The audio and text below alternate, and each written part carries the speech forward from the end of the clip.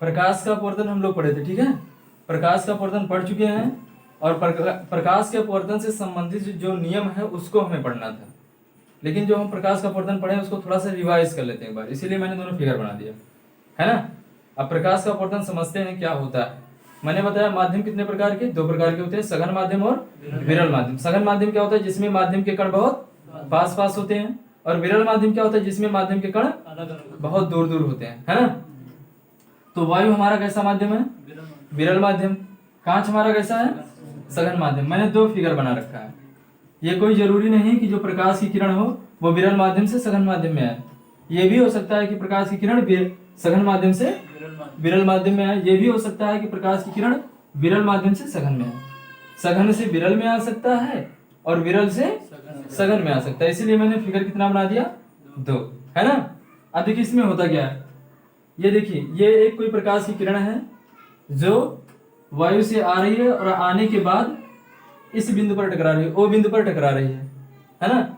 इस देखो ऐसे है ना, ये एक तल है, इस तल के ऊपर क्या है, वायु, इस तल के नीचे क्या है, कांच, इसलिए इस तल को हम बोलेंगे वायु कांच पृष्ठ, वायु कांच पृष्ठ बोलते हैं, है ना।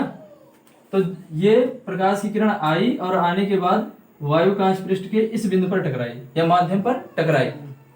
तो माध्यम के जिस बिंदु पर टकराती है उस बिंदु को क्या बोलते हैं, आपतन बिंदु। ध्यान समझिएगा, उसको क्या बोलते हैं। और जो प्रकाश की किरण आकर माध्यम पर टकराती है, यानी कौन सी प्रकाश की किरण आकर टकरा रही है, ओ ए ही प्रकाश की किरण तो आ रही है ना, टकरा रही है, उस प्रकाश की किरण को हम लोग क्या बोलते हैं, क्या बोले थे उसको, आपतित किरण बोले थे उसको, है ना। समझ में आया। जिस बिंदु पर टकराती है उसको आपतन बिंदु कहते हैं। देखो यहाँ पे टकराई, वो बिंदु क्या है, आपतन बिंदु है। क्या है वो बिंदु, आपतन बिंदु है ना। वो बिंदु क्या है, आपतन बिंदु। अब देखिए आपतन बिंदु से हम लोग क्या करते हैं, माध्यम पर एक लंब खींचते हैं। लंब का मतलब 90 डिग्री। आप देखो लंब का मतलब ये होता है जैसे एक हॉरिजॉन्टल लाइन है उस पे 90 डिग्री पर कोई एक रेखा खींचते तो उसी को लंब बोलते हैं, है ना। तो आपतन बिंदु से माध्यम पर खींचे गए लंब को ही अभिलंब कहते हैं। ये हमारा अभिलंब है, इसको हम लोग दिखा देते हैं एन एन डैश से, है ना। इसका मतलब एन ओ एन डैश, ये क्या है, अभिलंब। समझने की कोशिश कीजिए आप, तभी चीजें समझ में आएंगी। ये अभिलंब है ना। और ये प्रकाश की किरण आई और आने के बाद दूसरे माध्यम में क्या कर गई, प्रवेश कर गई। दूसरे माध्यम में क्या की, तो जो प्रकाश की किरण दूसरे माध्यम में प्रवेश करती है या जो प्रकाश की किरण अभिलंब की तरफ झुकती है या अभिलंब से दूर हट जाती है उसको हम लोग क्या बोलते हैं, उसको बोलते हैं अपवर्तित किरण।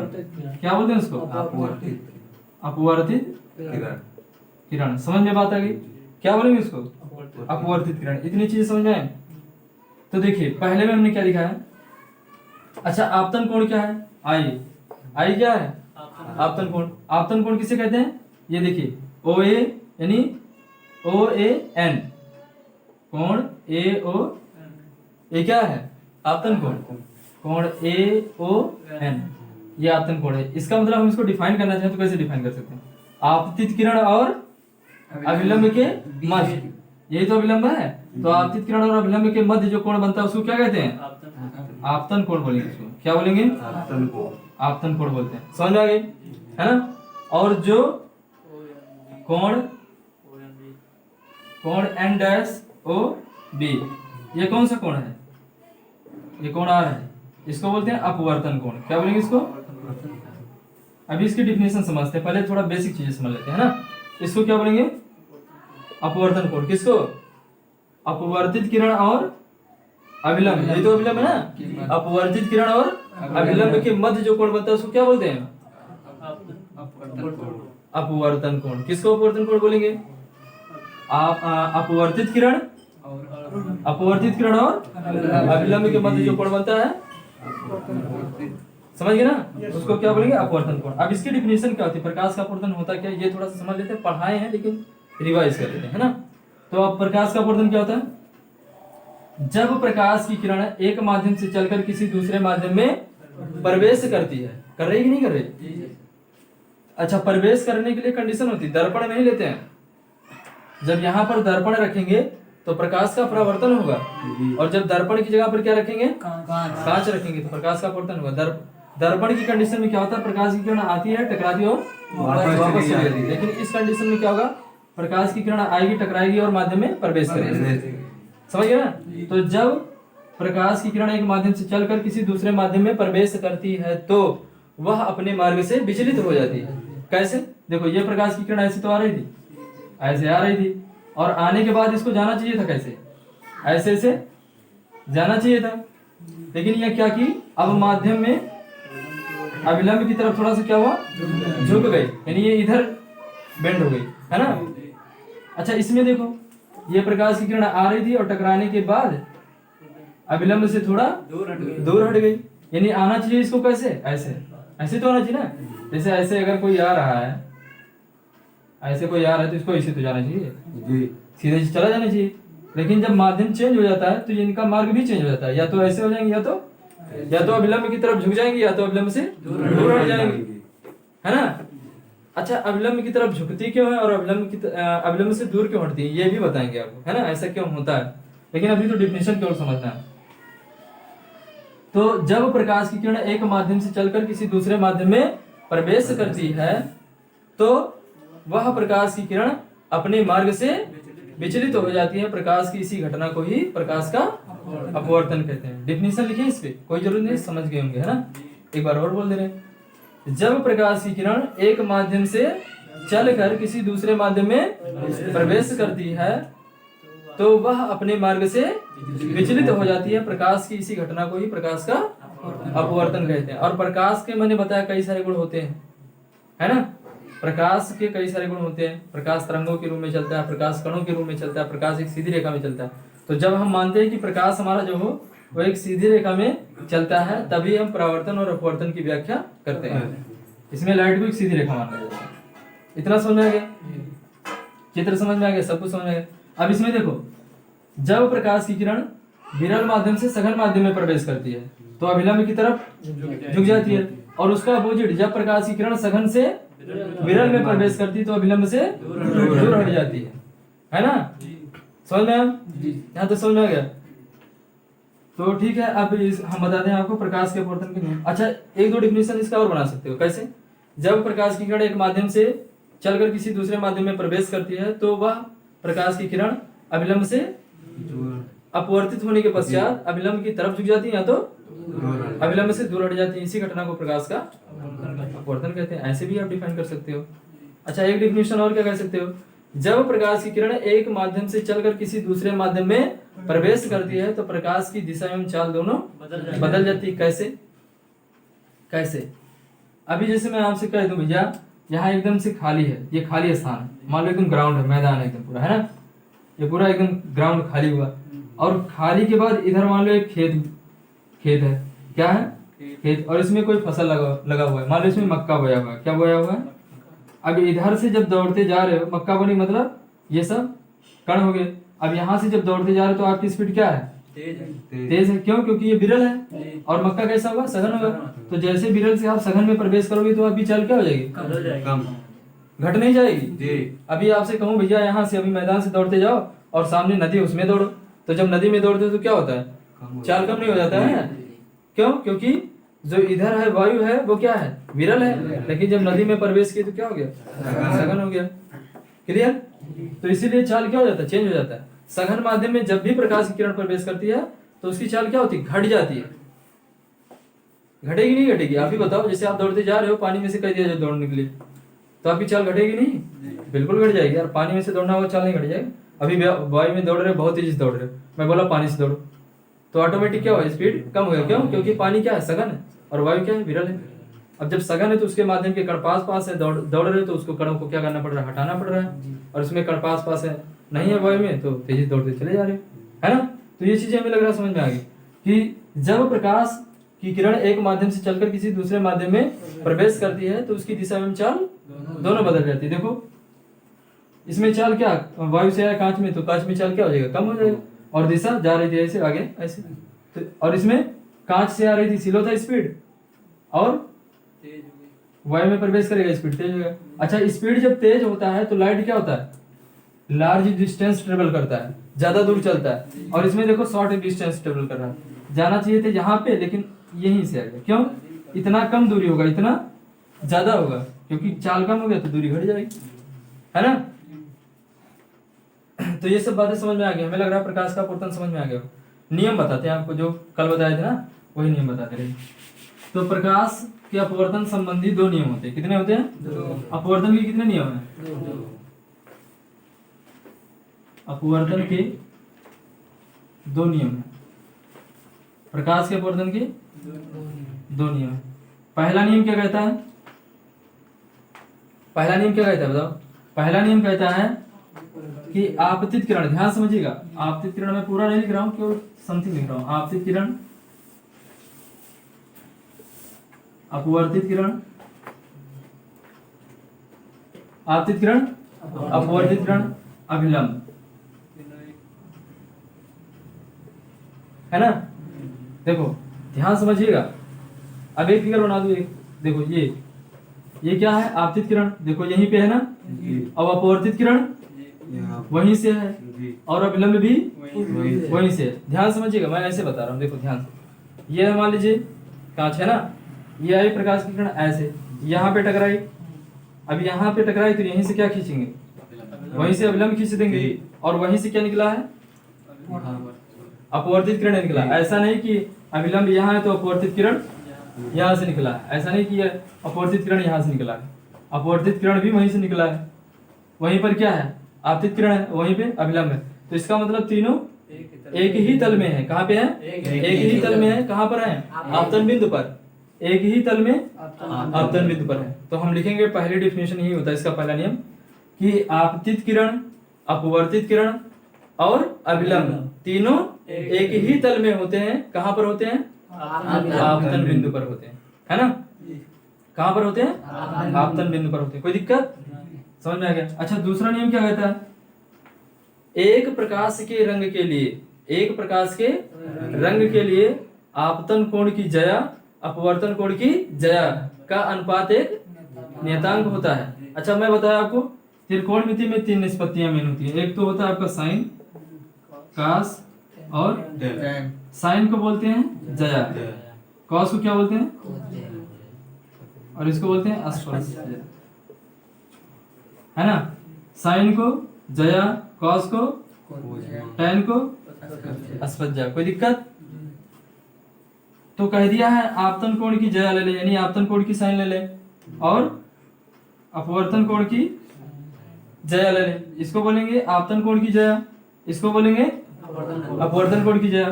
तो ये किसके बराबर होता है? एक नियतांक के बराबर होता है। किसके बराबर होता है? एक नियतांक के बराबर होता है, ठीक है ना। तो इसकी डिफिनेशन क्या निकली? सेकंड नियम ये कहता है, एक प्रकाश के रंग के लिए, एक प्रकाश के रंग का मतलब जानते क्या होता है? एक बड़ी लाइट, जैसे उसमें क्या होता है, जब सूर्य से प्रकाश की किरणें निकलती हैं तो उसमें केवल आपको एक ही कलर दिखाई देता है, लेकिन ऐसा नहीं है, उसमें बहुत सारे रंग होते हैं। जैसे इंद्रधनुष बनता है ना, उसमें कई सारे रंग होते हैं, लाल, हरा, नीला, पीला, बहुत सारे कलर होते हैं, 7 कलर होते हैं ना। तो वो आपको कब दिखाई देते हैं? जब वो पूरा ऐसे आसमान में बिखर जाता है, फैल जाता है, तभी तो दिखाई देता है ना। ऐसे क्या होता है, प्रकाश की किरण है ना, उसको आपको देखना है कि इसमें कितने कलर है। आपको ऐसे जो प्रकाश की किरण आ रही तो आप कहोगे भैया ये सफेद सफेद है यार, इसमें तो सफेद ही दिख रहा है ना। लेकिन उसको जब देखना हो तो क्या करिए, उसको आप एक प्रिज्म से गुजार दीजिए। एक श्वेत प्रकाश की किरण लीजिए, उसको प्रिज्म से, और जैसे प्रिज्म से उसको गुजारेंगे तो जितने भी रंग होंगे उन सभी रंगों में क्या होगा? बढ़ जाएगा। कहीं लाल दिखाई देगा, कहीं हरा दिखाई देगा, कहीं पीला, कहीं नीला, ऐसे दिखाई देगा। तो ये क्यों ऐसा होता है? क्योंकि उसमें कई सारे कलर होते हैं, इसलिए लाइट क्या होती है? बिखर जाती है। अभी आपको एक टॉर्च दे दिया जाए, कह दिया जाए भैया मुंह पे मारो, तो मुंह पे मार दे तो क्या होता है? पूरा टॉर्च की लाइट जो होती है वो पूरे मुंह पे दिखाई देता है। क्यों? क्योंकि वहां से जब निकलेगी तो कई सारे कलर से वो लाइट क्या होती है? बिखर जाती है। लेकिन एक प्रकाश का रंग होगा, जैसे मैं बताया लेजर लाइट होती है ना, लेजर लाइट, अगर उसको मारा जाता है तो केवल एक ही जगह पर दिखाई देता है। बताया था नाच वगैरह में जो होता है, नाच में ले जाते हैं सब, मारते हैं मुंह पे ऐसे लगाते हैं, यहाँ पे थोड़ा सा दिखाई देता है, लाल लाल यहाँ पड़ता है ना, हल्का सा दिखाई देता है। क्यों? क्योंकि वो एक वर्णीय प्रकाश, वो फैलता नहीं है। तो इन्होंने बताया एक प्रकाश के रंग के लिए, किसके लिए? एक प्रकाश के रंग के लिए आपतन कोण की जया और अपवर्तन कोण की जया, एक प्रकाश के रंग के लिए आपतन कोण की जया और अपवर्तन कोण की जया का अनुपात एक नियतांक होता है, और इसी नियतांक को हम लोग कहते हैं अपवर्तनांक। क्या बोलते हैं इसको? अपवर्तनांक। ना। और इसको हम लोग किससे दिखाते हैं? यन से। किससे दिखाते हैं? यन से। और आपसे कह दिया स्नेल का नियम बताओ, तो इसी को भी स्नेल का नियम भी कहते हैं। अगर आपसे कह दिया स्नेल का नियम बताओ, तो स्नेल का नियम क्या बताओगे? एक प्रकाश रंग के लिए, एक रंग के प्रकाश के लिए, थोड़ा उल्टा बोल दे, एक प्रकाश के रंग के लिए, एक रंग के प्रकाश के लिए, एक रंग के प्रकाश के लिए आपतन कोण की जया और अपवर्तन कोण की जया का अनुपात एक नियतांक होता है। उसी को हम लोग स्नेल का नियम कहते हैं। किसका नियम कहते हैं? स्नेल का नियम कहते हैं। क्लियर हो गया? यहाँ तक समझ आ गया? अब देखिए, मैंने बताया ये दोनों नियम हो गए भाई। कुछ कंडीशन बताते हैं आपको, कंडीशनल चीजें कुछ बता दें, समझने की कोशिश कीजिएगा। पहली चीज ये बताया कि जब प्रकाश की किरण एक माध्यम से चलकर दूसरे माध्यम में प्रवेश करती है तो उसकी चाल क्या होती है? बदल जाती है। उसकी चाल क्या होती है? बदल जाती है ना? चाल क्या होगी? आप बताओ, प्रकाश की किरण की चाल सघन माध्यम में ज्यादा होगा कि विरल माध्यम में? आप बताओ, विरल में ज्यादा होगा कि सघन में? विरल में होता है, क्योंकि माध्यम के कण दूर दूर है, आराम से लाइट ट्रेवल कर जाएगी, है ना? अच्छा, जो वायु होता है या निर्वात होता है, निर्वात अथवा वायु में जो प्रकाश की चाल होती है, निर्वात अथवा वायु में प्रकाश की चाल, प्रकाश की चाल वो कितना होता है भाई? 3×10⁸ मीटर बटा सेकंड। बहुत ज्यादा होता है, बहुत तेजी से चलती लाइट। मैंने बताया था आपको, लाइट बहुत तेजी से चलती है।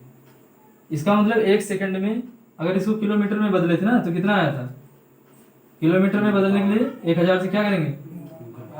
भाग कर देंगे, तो बनेगा कितना? 3 लाख। यानी 1 सेकंड में कितना चलता है? 3 लाख किलोमीटर की दूरी चलता है लाइट। कितना तेजी चलता है? बहुत तेजी चलता है ना। 1 सेकंड में 3 लाख किलोमीटर दूरी चलता है, बहुत तेजी चलता है। अब अनुमान लगाओ, 1 सेकंड में आप क्या 3 लाख किलोमीटर दूरी कोई चल सकता है? बहुत तेजी चलता है लाइट, है ना? तो निर्वात में अथवा वायु में प्रकाश की जो चाल होती है कितनी होती है? 3×10⁸ मीटर बटा सेकंड, है ना? तो मान लीजिए वायु से प्रकाश की किरण किसमें प्रवेश कर रही है? कांच में। भैया वायु से चली किसमें प्रवेश कर रही है? कांच में। तो वायु में तो पता है, वायु में तो पता है, क्यों? क्योंकि वायु में प्रकाश की चाल कितनी होती है? 3×10⁸, है ना? लेकिन जब दूसरे माध्यम में प्रवेश करेगी तो उसमें उसका चाल कितना होगा?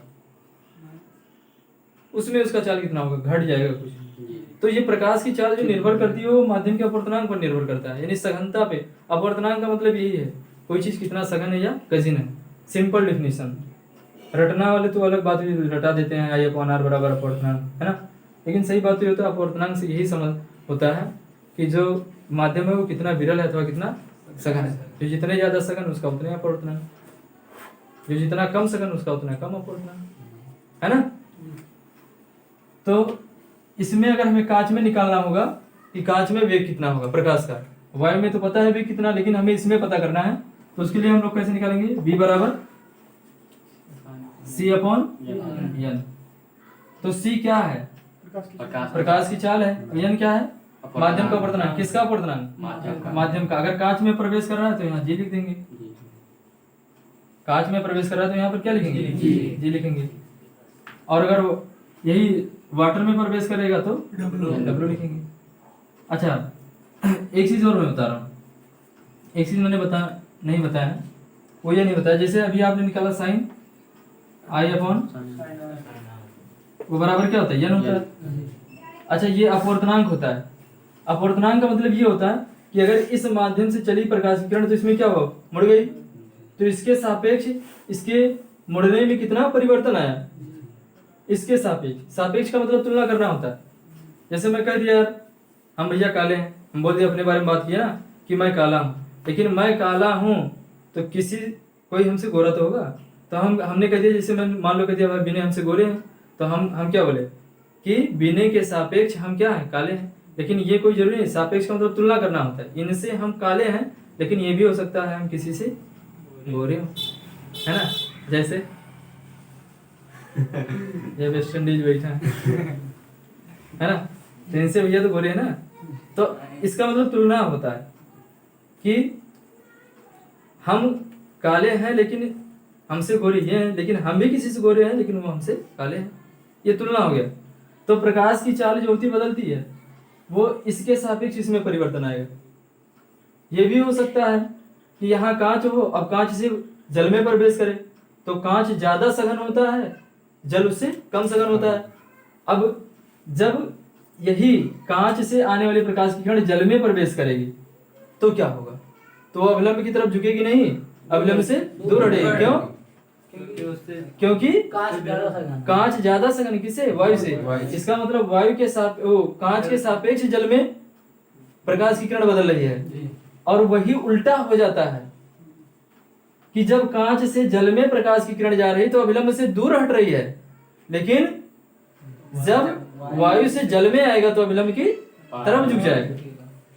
तो इसका मतलब सापेक्षता होता है, परिवर्तन होता है, किसी के सापेक्ष होता है ना। वायु के सापेक्ष यह सघन है तो कांच जल के सापेक्ष ज्यादा सघन है। सापेक्ष का मतलब ये होता है। तो जैसे वायु के सापेक्ष इसमें आ रहा है प्रकाश की किरण, इसमें परिवर्तन आ रहा है, तो हम लिखेंगे इसका अपवर्तनांक, यानी लिखेंगे 1n2। इसको पढ़ते हैं 1n2, कहीं कहीं लिखा होता है n12, ऐसे लिखा होता है। इसका मतलब होता है पहले माध्यम के सापेक्ष दूसरे माध्यम का अपवर्तनांक, यानी पहले माध्यम के सापेक्ष दूसरे माध्यम का अपवर्तनांक। इसको क्या पढ़ेंगे? पहले माध्यम के सापेक्ष दूसरे माध्यम का अपवर्तनांक। इसको ऐसे भी लिखते हैं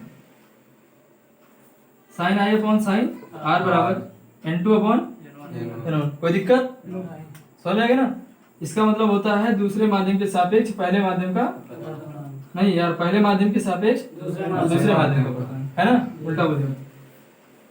इतनी चीज समझ में आ गई थी। तो पहला माध्यम जो था, पहले माध्यम में मान लिया वेग कितना है? v1। पहले माध्यम में वेग मान लिया कितना है? v1। और दूसरे माध्यम में मान ले रहे हैं वेग क्या है? v2। तो पहले माध्यम का अपवर्तनांक मान लिया क्या है? n1 ही तो माना था ना। पहले माध्यम का अपवर्तनांक n1 माना था और दूसरे माध्यम का अपवर्तनांक n2 माना था। तो दूसरे माध्यम का वेग निकालेंगे तो क्या हो जाएगा? c बटा n2। अच्छा, एक चीज मैं कहूँ, वेग निर्भर कर रहा है किस पे? n पे। कैसे? क्योंकि c तो कांस्टेंट है ना, c का मान तो बदलेगा नहीं। निर्भरता का मतलब होता है c का मान नहीं बदलेगा तो केवल b जो होगा वो किस पर निर्भर करेगा? n पर। इसका मतलब n का मान चेंज होगा तो b का मान चेंज होगा। और ये क्या है? एक बटा का मतलब होता है व्युत्क्रम। एक बटा n लिख दिया, व्युत्क्रम उसको बोलेंगे। तो जो वेग होता है वो अपवर्तनांक के व्युत्क्रमानुपाती होता है, उल्टा होता है कि अगर ये मान बढ़ेगा तो ये घटेगा, ये घटेगा तो ये बढ़ेगा, है ना? समझ में? तो यहां से हम इसको ऐसे भी कर सकते हैं। इसको मान लिया समीकरण 1 और इसको मान लिया समीकरण 2। तो हम निकाल दें समीकरण 2 में समीकरण 1 से भाग कर दे। तो v2 अपॉन v1 बराबर, अब ये क्या हो जाएगा? c बटा n2 अपॉन n1 चला जाएगा ऊपर। तो v2 अपॉन v1 बराबर क्या हो जाएगा? n1 इंटू c हो जाएगा ना, c से गुणा, और ये हो जाएगा n2 इंटू c। तो c से c क्या हो जाएगा? कट जाएगा। तो v2 अपॉन v1 क्या आ गया? n1 upon. अच्छा, इसको पलट दें तो v1 अपॉन v2 बराबर n2 अपॉन। देख सकते हो नहीं देख सकते हो? तो अगर हम अपवर्तन कोण और आपतन कोण के मध्य और वेग में संबंध निकाले तो क्या बन जाएगा? साइन i अपॉन, अब ये क्या आया था बताओ? n2 upon. तो इसको क्या लिख सकते हो? साइन i अपॉन साइन, ये क्या हो जाएगा? v1 upon. इसको वेग में भी इसका संबंध निकाल सकते हो। क्लियर? समझ में आया ना? बोलो भाई, यहाँ तक बात एकदम क्लियर हो गया? अगर नहीं समझ में आया होगा तो फिर समझ लेना। मैं तो भाई अपनी पूरी कोशिश कर रहा हूँ 100% कि आपको समझा दूँ। यहाँ तक समझ में आ गया? एक संबंध ये भी होता है sine i upon sine r बराबर v1 अपॉन v2। अच्छा, एक संबंध ये भी होता है v1 अपॉन v2 बराबर n2 अपॉन n1। ये रिलेशन आपको दिमाग में रखना है, समझ रहे हैं? व्युत्क्रम उल्टा है, अगर अपवर्तनांक बढ़ेगा तो वेग घटेगा, वेग घटा अपवर्तनांक बढ़ा, है ना? अब कुछ कंडीशन लिख रहा हूँ।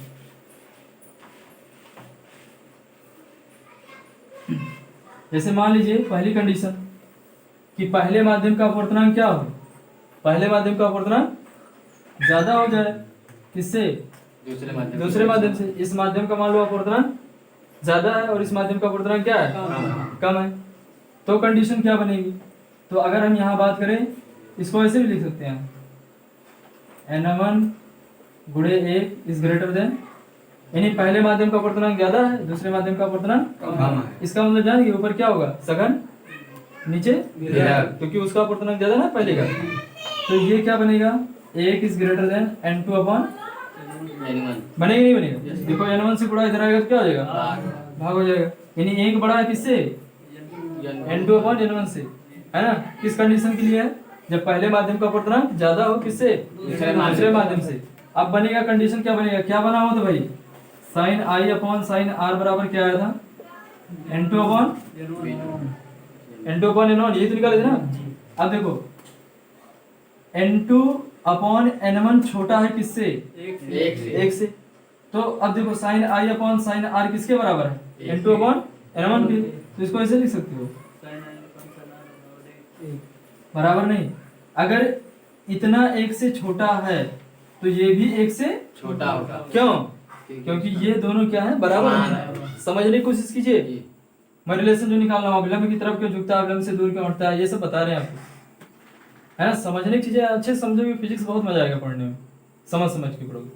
तो ये देखो sine I upon sine R, ध्यान समझने की कोशिश कीजिए। तो अगर sine I upon sine R बराबर किसके, N2 अपॉन N1 के, है ना। और ये जो मान है वो किसके, किससे छोटा है, एक से। तो अगर ये मान एक से छोटा है तो ये मान भी एक से छोटा होगा। क्यों? क्योंकि ये दोनों बराबर हैं। मैं कह दूं हम दोनों बराबर हैं, हम एक से छोटे हैं, तो इसका मतलब ये भी तो एक से छोटे हो जाएंगे ना। तो इसका मतलब ये भी क्या होगा, छोटा होगा। एक से छोटा होने का मतलब एक बड़ा, ये छोटा, समझ गए ना। ये समझ आया भाई, N2 अपॉन N1 अगर एक से छोटा है तो ये भी एक से छोटा हो जाएगा, जिधर मूल लगा वो बड़ा, ये छोटा हो गया। तो इसको ऐसे लिख सकते हो, sine I is less than equal to R, ऐसे ना। इसको इधर ले जाओ तो एक में क्या हो जाएगा, गुणा हो जाएगा। अब sine inverse function, sine sine निकल जाएगा तो बचेगा क्या, I is greater than R. इसका मतलब क्या हुआ आप बताओ, इसका मतलब आपतन कोण क्या है, छोटा है, किससे, आर से, अपवर्तन कोण की अपेक्षा। अब समझे क्या, अब समझना क्या है यार, मैं तो भाई बना दिया अभी, जो आपको बताया था वही मैं समझा रहा हूँ। देखिए फिर फिगर बना के समझा दे रहे हैं फिर से। ये था आपका विलंब, है ना। अब मैंने बताया N1 क्या है, पहले माध्यम का अपर्तनांक, N2 क्या है, अब पहले माध्यम का अपर्तनांक क्या था, N1 ज्यादा था, ज्यादा दिन में था, और ये कम था। तो इसका अपर्तनांक जब ज्यादा था और इसका अपर्तनांक कम था तो हुआ क्या, कोण आई जो है वो क्या है, आर से कम है। इसका मतलब कोण अगर ये 30 अंश होगा, 30 अंश पे अगर प्रकाश की किरण आपतित हो रही, कितने पे आपतित हो रही, 30। अब कोई जरूरी नहीं 30 हो, 30 35 40 कुछ भी हो सकता है, मैं एग्जांपल लेके बता रहा हूँ। अगर 30 अंश पे आपतित हो रही है प्रकाश की किरण, तो जो आर होगा वो 30 से क्या होगा, ज्यादा होगा। अब वो 32 35 36 40 50 कुछ भी होगा, लेकिन 30 से छोटा नहीं हो सकता, 30 भी नहीं हो सकता, 30 से हमेशा। तो अगर ऐसे बना दिए, इतने पे ऐसे चली गई तो 30 ये, तो 30 ये, है ना। एकांतर कोण आप पढ़ेंगे, ऐसे अगर दो रेखा खींची जाती है, ये कोण बराबर होता है, शीर्षाभिमुख कोण, है ना। तो अगर ऐसे खींच दो तो ये वाला कोण और ये वाला कोण क्या हो जाएगा, बराबर। लेकिन ऐसा नहीं है, बराबर नहीं करना है, आर को क्या करना है, ज्यादा करना है। तो आर थोड़ा सा दूर कर दिया तो आर क्या हो गया, अगर ये 30 हुआ तो ये 40 50 60 जो भी लिखना हो लिख दीजिए। तो कंडीशन क्या बनी, इसका मतलब क्या हुआ, अपर्तनांक ज्यादा किसका था, पहले माध्यम। तो जिसका अपर्तनांक ज्यादा होता है वो कैसा होता है, सघन माध्यम होगा। तो अब ये समझ लो इधर क्या है, सघन माध्यम। और जब सघन माध्यम से विरल माध्यम में गवा तो अविलंब से दूर हटा का है, कहे कि भाई विरल के बाद नहीं, क्योंकि आर जो आ रहा है वो क्या आ रहा है, ज्यादा आ रहा है, तो ज्यादा आएगा तो दूर नहीं हट जाएगा। यही कारण है, ये रीजनल कारण है। अच्छा अभी इसका अपोजिट हो जाए, दूसरी कंडीशन में लगा दे रहा हूं, दूसरी कंडीशन लगा दे रहा हूं मैं। अगर N2 बड़ा हो जाए किससे, तो इसको ऐसे भी लिख सकते हो, N2 upon N1 is greater than 1। क्यों, एक से इसमें गुणा कर देना, N1 को इधर ले आना। तो अब क्या हो जाएगा, sine I upon sine is greater than कितना हो जाएगा, 1। सो ना भैया, इधर देखो, फिजिक्स में अच्छे जनिक नहीं दावा लगा था तो बती दूर, है ना, भी सही है ऐसा नहीं। Sine I upon sine R is greater than 1। इसको इधर भेज दो, तो sine I is greater than sine. अब ये साइन साइन चला जाएगा तो आई बड़ा होगा, आर क्या हो जाएगा, छोटा होगा। अब समझ गए ना। अब ये इसका मतलब ये अगर 30 60 पे आ रहा है तो ये 30 पे होगा। जी। तो इसका मतलब जब बिरल से चले सघन क्यों, क्योंकि भैया n2 ज्यादा है, n2 ज्यादा है मतलब ये वाला ज्यादा है और ये वाला क्या है कम है। ये ज्यादा है सघन है और ये नहीं सघन है ना। तो ये दोनों कंडीशन बन गई। अभिलंब से दूर क्यों हटता है और अभिलंब की पास क्यों आता है। इतना समझ में आ गया। ओके ठीक है।